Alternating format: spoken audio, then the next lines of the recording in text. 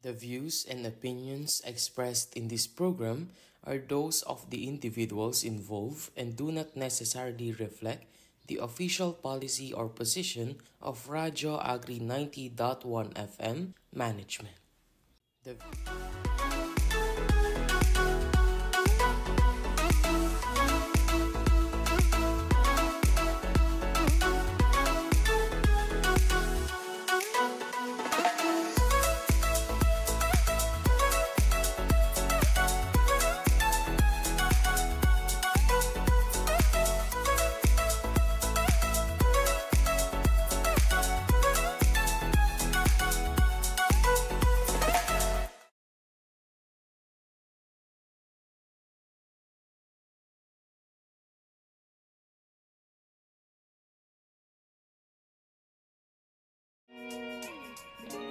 Ayan, magandang hapon po sa lahat ng ating mga listeners. At kung nakatutok din kayo through FB Live, happy Thursday. It's been a while mga karadyo Agri. Ako po si CJ at kayo nakatutok ngayon sa Coco Talk, Usapang Shared Processing Facilities. At kasama po ni Miss CJ, ako naman po si Badeth. At ito po ang programa kung saan tatalakayin po natin ang iba't ibang topics, information, balita at usapin tungkol sa Coconut Farmers and Industry Development Plan, Integrated Processing of Coconut and Downstream Products or Shared Facilities Component. Dito po yan sa Department of Agriculture, Philippine Center for Post-Harvest Development and Mechanization. So dito lamang po yan of course sa Radyo Agri 90.1 FM Filmek, kasaganaan para sa bayan. Ayan, kumusta ka naman Ma'am CJ? Actually, ang tagal na nung huling episode ng Coco Talk, kaya for sure na-miss mo rin na kumustahin ng ating mga karadyo Agri. And of course, yung ating mga shoutouts this afternoon. Ayan, first of all, we want to greet a very good afternoon po sa ating Director 4, Dr. Janisha G. Alvindia, to our Director 3, Joel Vidator, to the head of the CTF FMOD, Dr. Andres M. Tuatas Jr., and to the Chief of the Applied Communication Division, to Sir Elijah C. Dabalos, and to all the Division Chiefs of Filmek. Magandang hapon po. Ayan, so shout out ko na rin of course, nabanggit mo ang mga Division Chiefs, of course, ang Administrative Division Chief natin, si Sir Jerry Villanosa. Ayan, good afternoon po sa inyo. And of course, we would also like to greet ang mga Section Chiefs natin sa buong Filmek, most especially sa Section Chief ng STIPS na si Sir Jet Molek Subaba, ang ating ding Section Chief ng STIDS, and also our Station Manager, Ma'am Bez Chi Magarado, at syempre mga kasamahan natin sa Applied Communication Division, sa iba pa pong mga divisions ng Filmek. Ayan, good afternoon po. Syempre sa buong Filmek community na rin, sa ating mga drivers, lalo na sa mga nakabiyahe nating mga kasamahan. Pa naman, yes, unpredictable ang weather, like literal, 'di ba? Kaya ingat po sa mga nakabiyahe nating mga kasamahan, yung mga drivers natin, mga utility personnel natin. Good afternoon po, and of course, our guards on duty this afternoon. At sa mga susunod pang mga oras ngayong araw na ito, ayan, good afternoon po sa inyong lahat. At syempre, i-greet ko na rin, Ma'am CJ, lahat po ng ating mga kapitbahay na ahensya. Ayan. Madami yan. Of course, ang Philippine Carabao Center, ang PhilRice, ayan, at ang DOST Nueva Ecija, of course, ang CLSU, ang lahat ng mga opisina, at sa mga naiwan din sa kanilang mga tahanan ngayong hapon na to. Ayan. Sa mga nasa sasakyan din po na nakatutok via our Radyo Agri 90.1 FM channel, ayan, good afternoon po. At sa mga nakatutok sa ating Facebook Live via our official Facebook page, Radyo Agri 90.1 FM Filmek. Ayan, good afternoon po.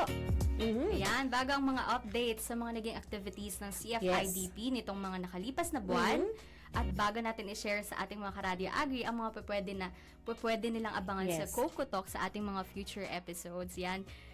Kagaya kanina, magkamustahan muna tayo, ma'am. Ma'am Bads, di ba? Kamusta ngayon? Kasi parang, kakatapos lang po ng first sem at katatapos lang ng unang buwan ng second semester. Actually, ngayon, exactly. Ito natapos yung unang buwan ng second semester. Ayun. So, kamusta nga ba? Baka hindi, joke lang. Deadline pa ng IPCR. Yes, oo, sa mga kasamahan po natin dito sa Filmek, dahil nga nagkaroon ng work suspension nga last week, supposedly, if I'm not mistaken, July 25, yung binigay ng last week. deadline for our IPCR accomplishments, ayan, nagkaroon nga ng extension, and it will be today at 5 p.m. sa mga kasamahan natin dito sa PhilMec na hindi pa nakakapag-submit. Nako, i-submit nyo na yan dahil we only have until 5 p.m. po para sa accomplishments po ng ating IPCR ng first semester this year. Ayun. And of course, aside sa deadline natin na yan, ongoing pa rin, Ma'am CJ, ang ating 2025 Mid-Year Agency Performance Review and Planning Workshop, which started yesterday at matatapos din po siya tomorrow, August 1. So, dapat din ito ay last week din, but with the work suspension din ay nagkaroon din ng adjustments for this matter. Kaya shout out po sa mga division chiefs, sa lahat ng Exicom, at syempre sa mga section heads na nandyan sa mid-year planning po natin this afternoon. Yan, bukod po doon, 'di ba, medyo matagal nga rin po talagang nawalan. From Tuesday until Friday. Oo. Alas buong week po, syempre gaya po ng laging paalala sa atin, 'di ba? Everyone's health and safety should remain our highest priority. Kaya naman, let's also include syempre sa mga prayers natin yung mga kababayan natin na syempre nagsasuffer pa rin from the recent calamity. Totoo yan. Yan, parang northern part po ng Luzon, diba? Actually, sa news kanina namin with Miss Colleen sa Sentro Balita, umabot na nga ng more than 2 million actually yung yung families to, ha, hindi lang to individuals, but the number of families na naapektuhan nung sunod-sunod na bagyo, plus yung southwest monsoon na na-experience pa rin natin. So, if I'm not mistaken, nasa 6 to 7 million na individuals yung katumbas nung ganun karaming numbers of family na yun. To think na Luzon po. Luzon, halos. Malaking part ng Luzon, then may parts ng Visayas. And if I'm not mistaken, may parts din ng Mindanao. Pero sobrang affected ang northern part, kagaya nung nabanggit mo kanina. Yes, so we can extend our help syempre. So mga legit na donation drives, yan. Pwede natin gawin yun to help them. I would like to emphasize yung term mo na legit. Yes. Legit po na mga donation drives. So, please watch out as much as we can help, or we want to help, pero kailangan i-sure natin na legit yung mga donation drives na yun, because unfortunately meron pa rin mga groups or people na ginagamit, tinitake advantage. Kaya po i-check nyo rin bago tayo mag-extend ng help or magbigay, diba? Tingnan muna natin if it's legitimate. At meron kasi iba na na-mention or sinishare din nila saan mapupunta yung proceedings nila, diba? So, tingnan po natin yun. Kaya, mag-iingat pa rin po tayo lahat. Kagaya kanina, sumisilip na si Haring Araw, tas biglang, ulan na naman. Ulan! Bakit ganun? At, ayun nga din, sa mga naging recent weather reports din natin, ay magiging maulan pa rin po talaga sa mga susunod na araw. Kaya naman yun, always bring your umbrella. Ano man po ang kulay ng umbrella ninyo. Kailangan dalan nyo po yan. At iwasan pa rin pong magpaulan. Okay? No matter what we're going through, wag po tayong magpapaulan. Uso pa rin po ang sakit dahil nga po sa pabago-bagong panahon. At syempre, kung naka-tune in din kayo dito sa atin mga episodes kanina, yun nga yung naging topic ni Ma'am Colleen sa kanyang programang Patok. Na isa rin po, of course, sa mga programs natin dito sa Radyo Agri, wherein she shared some of the rainy days essentials na dapat nasa checklist po, dapat nasa bags po ninyo yan as much as possible. Ayan. Ma'am, dahil dyan, may ipapanood po muna kami sa inyo. Ito po ay isa sa mga maraming mga uri pa ng pasilidad under CFIDP Shared Processing Facilities. So, madami pa po talagang ibang uri ng SPF na hopefully in the future episodes ay ma-feature din natin dito sa ating programa. Yes, but yun, ipapakita po namin ulit sa inyo kung ano po ba itong CFIDP SPF. So, let's watch this video.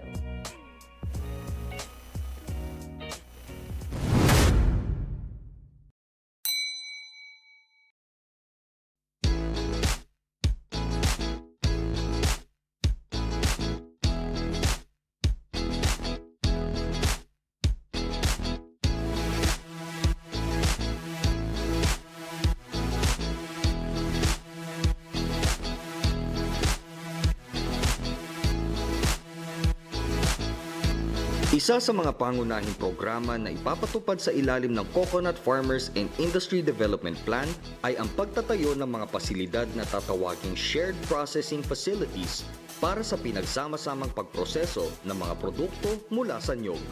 Gaya ng ipinag-uutos ng batas, 10% ng taunang alokasyon mula sa Coconut Trust Fund ay ilalaan sa pagtatayo at pagmamahagi ng mga nasabing pasilidad.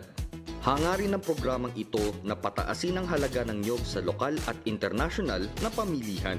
Ang Philippine Center for Post-Harvest Development and Mechanization o PhilMec, kasama ang buong pamunuan ng BCA, ang siyang mangunguna sa pagpapatupad ng mga aktibidad ng programang ito. Katulong ang pakikipag-ugnayan sa iba pang mga ahensya ng pamahalaan tulad ng DPWH, DTI, CDA, ATI, TESDA, BAI, NDA, HBCDP, DBP o LBP at DOST. Ang mga ahensyang ito ang maghahanda ng mga kani-kanilang work and financial plan sa bawat taon ng implementasyon ng programa. Gayon din ang pangangasiwa sa pagkuha at pag-install ng mga kaukulang makinarya at kagamitan. Higit sa lahat, tungkulin ng pamahalaan na maayos ang paggamit ng pondo at maghanda at magsumite ng mga kaukulang ulat ayon sa pagpapatupad ng iba't ibang mga proyekto. Ang shared processing facilities ay inaasahang magbubukas ng mga negosyong nakabase sa bawat komunidad na nilapatan ng mga praktikal na solusyon sa sistema ng pagproseso tungo sa pagpapaunlad ng lokal na industriya ng niyog. Bukod pa riyan, kasama rin sa programang ito ang pagproseso ng mga sari-saring produktong pang-agrikultura tulad ng kape, kakao at mga alagang hayop. Ang mga pasilidad ay magkakaroon ng angkop at dekalidad ng mga makina at kagamitan batay sa panukala o kagustuhan ng mga benepisyaryo nito. Ang nasabing facility ay binubuo ng gusali, kagamitan at makinarya sa pagproseso, mga pasilidad sa imbakan, sasakyang panghakot at pangtransportasyon, kagamitan sa pag-aani ng niyog, mga pangunahing instrumento sa pagsubok at iba pang pantulong na kagamitan para sa pagproseso. Ilan sa mga halimbawa ng itatatag ng mga processing facilities ay mga sumusunod: Integrated White Copra Centrals, Copra Buying Stations, Integrated Coconut Processing Centers, Coco Sap-based Processing Facilities, Coco Coir Processing, Coconut Shell Charcoal Granulating Plant, Coco Food Center, Integrated Processing Facilities for Buko, Cacao and Coffee Processing Centers, Dairy Milk and Livestock-based Processing Centers at Farm Service Crews. Sa pangkalahatan, layunin ng programa ang makapag-ambag sa pagtaas ng kita ng mga magsasaka sa pamamagitan ng pagproseso at pagdaragdag ng halaga sa kanilang produkto. Bilang inisyal na panimula sa unang taon ng programang ito, 500 million pesos ang inilalaan upang tustusan ang paglalagay ng mga angkop na makinarya at iba pang mga pangunahing kagamitan na kinakailangan para maitatag ang mga pasilidad. Ang mga target na grupo ng proponent at benepisyaryo ng programa ay ang mga kooperatiba ng magniniyog o kung wala ito, maaari din ang mga lokal na pamahalaan ng mga natukoy na bayan na may malawak na produksyon ng niyog. Gayunpaman, ang mga LGUs na ito ay dapat lumikha ng mga lokal na konseho ng maliliit na magsasaka upang mapagkalooban ng mga mekanismo para sa konsultasyon at aktibong pakikilahok.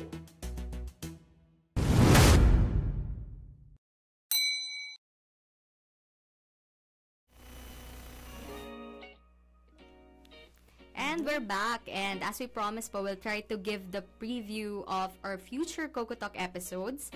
Yan, matagal-tagal rin po talaga bago kami makabalik sa pag-air. But behind all this, syempre we were really trying our best to come up with episodes na syempre magiging beneficial para sa ating mga coconut farmers. Yan, dahil una sa lahat, para din naman po talaga sa kanila itong programa. Yan, through this radio program, they'll get a glimpse of what our agency has to offer, especially through the Coconut Farmers and Industry Development Plan. Kasama na rin syempre ang iba pang mga CFIDP implementing agencies. So with that, una sa mga dapat nating abangan sa ating mga future episodes ay ang pagkakaroon natin ng mga resource persons. Ayan. Yes, oo, dahil matagal na po namin actually itong pinaplano, even nung time pa na si Ma'am Akin yung ating host for this program, ito yung something na nilulook forward din natin. At this time ay maibibigay na natin to sa ating mga Karadyo Agri. And these resource persons, of course, are knowledgeable enough sa mga i-feature natin na mga topics. Sa tulong syempre ng CTF, FMOD, at sa CFIDP implementing agencies, sasagutin natin dito sa ating programa ang mga FAQs or mga frequently asked questions tungkol sa CFIDP at specifically sa CFIDP Shared Processing Facilities na of course ang ating ahensya, ang PhilMec ang nagtataguyod. Yan, through this program po kasi itatry talaga nating abutin ng ating mga coconut farmers sa iba't ibang parte ng bansa dahil hindi rin po talaga biro ang nakalaang pondo ng gobyerno para sa ating mga coconut farmers. Kaya naman, isa talaga sa mga target natin ay syempre ma-utilize ang pondong ito para sa ikabubuti ng ating mga coconut farmers. At syempre kami po dito sa Radio Agri, ang magagawa namin ay gamitin syempre itong aming platform to reach out to them and let them know na syempre may nag-exist naman pala talagang ganitong program ang gobyerno para sa kanila. Totoo yan. At kapag nasagot na po yung mga FAQs o yung mga frequently asked questions regarding the program, for sure po ay mas magiging interesado kayo sa iba't ibang mga klase ng SPF or mga shared processing facilities na maaaring mai-request ninyo mga Karadyo Agri kung sakaling gusto po ninyo na maging part ng program na ito. Kaya naman mag-invite kami ng mga resource persons mula sa mga CFIDP SPF clusters para mas maibahagi pa sa atin ng maayos at malinaw ang iba't ibang klase ng SPF. Sabi nga po ni Ma'am CJ kanina, maraming klase ng mga SPF. At ano po yung mga kaya nitong gawin, ang mga proseso na dinaraanan ng mga magiging produkto nila, mga equipment kasama ang facility, mga trainings na makakatulong sa kanila sa pag-ooperate at pag-manage po ng mga magiging facilities na ito. Ayan. So, katulad nga ng sabi mo, makakasama natin yung this time, mga 5 clusters lang muna. So, kaya naman may makakasama tayo from cluster 1 para sa pag-share tungkol sa Virgin Coconut Oil Processing Center. And cluster 2 naman para sa White Copra Drying Center. Cluster 3 naman para sa Cocoa Sugar Processing Facility. Then cluster 4 para sa Cocoa Peat, Cocoa Coir, Geonettes. At lastly, ang cluster 5 para sa Integrated White Copra and Cooking Oil Processing Center. Yan. Sa pamamagitan po kasi nito ay mas ma-assess na agad nila, 'di ba? Kung ano nga ba yung mga nakapaloob dun sa bawat facility, yung differences nun. Ayan. At kung ano ba talaga ang nababagay din na facility para sa kanila. Tama. Yan, although parte po ito ng magiging proseso ng PhilMec sa pakikipagtulungan syempre sa PCA na matukoy kung ano nga ba talagang pasilidad ang nababagay para sa mga certain areas. Totoo yan. At syempre dahil isang malaking programa nga po ng gobyerno ang CFIDP, meron din po tayong mga iba pang ahensya ng gobyerno na magtataguyod rin ng kani-kanilang mga programa sa ilalim po ng CFIDP. Kaya naman po sa kasalukuyan ay nag-imbita kami or nag-iimbita po kami ng mga RPs or mga resource persons para sa aming future episodes para ma-share syempre ang platform natin sa kanila at maibahagi rin yung kanilang ginagampanan na tungkulin under the program. Since we also share the same goal with them, which is of course to help our coconut farmers increase their income and productivity. Of course, promote poverty alleviation, education and social equity, and of course to rehabilitate and modernize the Philippine coconut industry. Yan, para sa kaalaman po ng lahat, ang hybridization at research po ay under the PCA or Philippine Coconut Authority at Department of Science and Technology, Philippine Council for Agriculture, Aquatic and Natural Resources, Research and Development.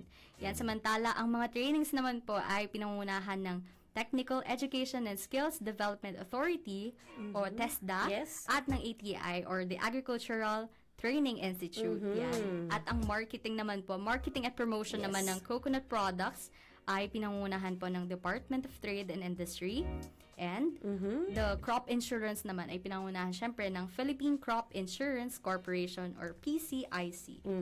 Yan. At lastly, at ang National Dairy Authority or NDA naman ay nangunguna syempre sa pagkakaroon ng improved, productive at profitable coconut farms integrated with dairy farming activities. At pagdating naman po sa intercropping of coffee and coconut, nandyan po ang High Value Crops Development Program o ang HVCDP na Ang Native Livestock Integration naman po ang nasa DA, Bureau of Animal Industry o BAI, at nandyan din po ang Cooperative Development Authority or CDA para po sa pag-empower ng coconut farmers, organizations, and cooperatives. Meron din po tayong credit program mula po sa Development Bank of the Philippines o DBP, maging ang Land Bank of the Philippines o ang LBP. Yan, and the infrastructure development naman po na pinangunahan ng Department of Public Works and Highways, and scholarship program naman ang handog ng Commission on Higher Education o CHED para sa mga, syempre, anak ng mga coconut farmer beneficiaries. At ang panghuli po ay ang Health and Medical Program na magkaagapay naman po dito ang PCA at ang PhilHealth. Ayan. So, sa mga previous episodes po, ay na-share na natin dito yung ilan sa mga, kumbaga, highlights for implementing agency. But these are also basic information at hindi pa natatalakay isa-isa kung paano nga ba magiging parte ng mga programang ito yung ating mga coconut farmers. Kasi talagang, if I may remember, nung time na pinag-uusapan namin to ni Ma'am Akin, sobrang personally, I'm so amazed kasi nga lahat ng aspects sa buhay ng isang coconut farmer, you have mentioned the scholarships, the health programs, andyan din ang crop insurance, kumbaga, and also the training, di ba, na ibahagi din. Kaya magandang mapag-usapan to at mahimay-himay. Paano ba magiging bahagi ang mga coconut farmers natin? And with that, syempre mapag-uusapan din yung mga requirements para maging bahagi nito at ano-ano yung mga sakop ng bawat proyektong ito under CFIDP program. Kaya naman, para mas maliwanagan tayo dito, we will try our best na mag-imbita ng mga RPs mula sa mga nabanggit po naming mga ahensya para sila po mismo live ang mag-share sa atin ng kanilang mga pinangungunahan po mga programa. Ayan, ngayon ay magbibigay naman tayo ng news and updates. Updates tungkol sa CFIDP SPF events and activities for the past month. Una na dyan, 11 BARMM coconut farmers cooperatives nakatanggap ng SPF eligibility certificates. Sa ilalim ng Coconut Farmers and Industry Development Plan, 11 coconut farmers cooperatives mula sa Bangsamoro Autonomous Region and Muslim Mindanao ang tumanggap ng certificates of eligibility para sa shared processing facilities nitong May 28. Ang mga certificates ay tinanggap ni na BARM Director General for Agrarian Reform Services Taugan Kikay, Labor Minister Muslimin Sema at Philippine Coconut Authority Lanao del Sur Division Chief Dr. Kadafi S. Gubaten. Ito ay katunayan na ang bawat kooperatiba ay kwalipikado na makakatanggap ng infrastructure, equipment at technical assistance mula sa programa. Layunin nitong mapaunlad ang pagpoproseso ng niyog at mapaangat ang kanilang kita. Yun. For our next news, ang PhilMec pinasinayaan ang bagong coconut processing facility sa Marinduque.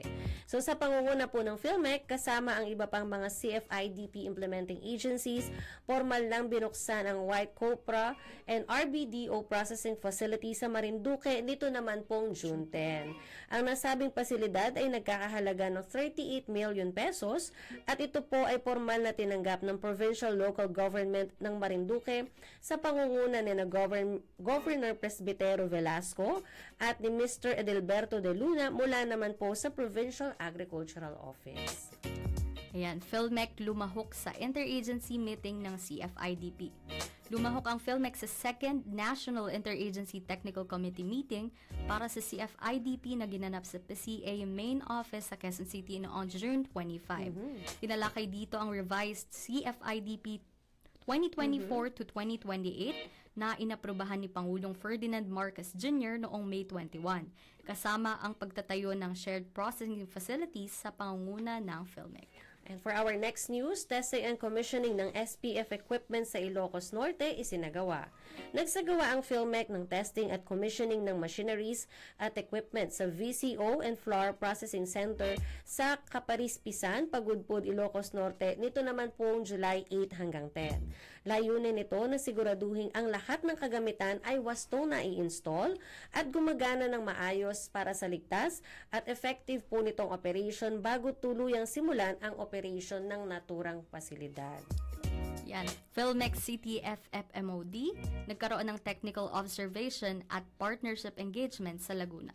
Nagsagawa ng technical observation at inspection ang Filmex CTF-FMOD Luzon B Cluster sa PCA Laguna Provincial Office sa Alaminos, Laguna noong July 18. Tinutukan ng aktibidad ang dry run operation ng copra processing equipment na binuo ng Industrial Design at Equipment Expertise Incorporated para sa posibleng integration nito sa mga shared processing facilities ng CFIDP. Layunin din nitong palakasin ang ugnayan ng ahensya sa pribadong sektor. That's a lot. Yes, oo. Actually, ang daming na-miss ng mga events ng ating mga Karadyo Agri. But of course, sa mga susunod pa po nating episodes ay may mga matutunghayan pa at may mga isi-share tayo mga latest news and updates po tungkol sa CFIDP. Along with our promise, diba, na may mga RPs or mga resource persons po tayong makakapanayam para mas mapalawig pa yung explanation at mas magkaroon tayo ng deeper perspective about the CFIDP program. Yun. So, dahil dyan, muli, maraming salamat po sa pakikinig. Ako po si CJ at kayo ay tumutok sa Cocotalk usapang shared processing facilities. Ay, bago ko po malimutan, may bago pong, may new Facebook account na po ang CFIDP. Ang name ay Filmex CFIDP SPF. Yun yung bagong page po ng SPF. So, ito po, yan. Palike po. Yan. Okay. Ito po ang programa kung saan ating tatalakayin ng iba't ibang topics, impormasyon, balita at usapin patungkol sa Coconut Farmers and Industry Development Plan, Integrated Processing of Coconut and Downstream Products, a Shared Facilities Component ng Department of Agriculture, Philippine Center for Post-Harvest Development and Mechanization. Yan. So, bago tayo tuloy na magpaalam din, syempre po promote ko na rin yung mga social media accounts po. We have, of course, the Facebook, X, Instagram, and YouTube at Radyo Agri 90.1 FM. At syempre po, ang atin pa rin pong text line 0962-119-7445. So, sa ating YouTube channel po ay mapapanood nyo po yung mga episode replays. So, kung may mga gusto po kayong balikan ng mga previous programs, mga kwentuhan natin, even po dito sa ating programang Cocotalk, ay pwede nyo pong matunghayan yan sa ating YouTube channel. And of course, i-like and mag-subscribe na rin po kayo. So with that, ako naman po si Badet at samahan po ninyo kaming muli sa susunod na linggo dahil marami pa po tayong tatalakayin na tiyak na matutulungan tayo para mas maunawaan ang kahalagahan po ng programang CFIDP. Dito lang po yan sa programang Cocotalk every Tuesdays and Thursdays, 3 to 4 p.m. pa rin po yan. Dito lamang po yan sa Radyo Agri 90.1 FM Filmex, kasaganaan para sa bayan. Bye for now!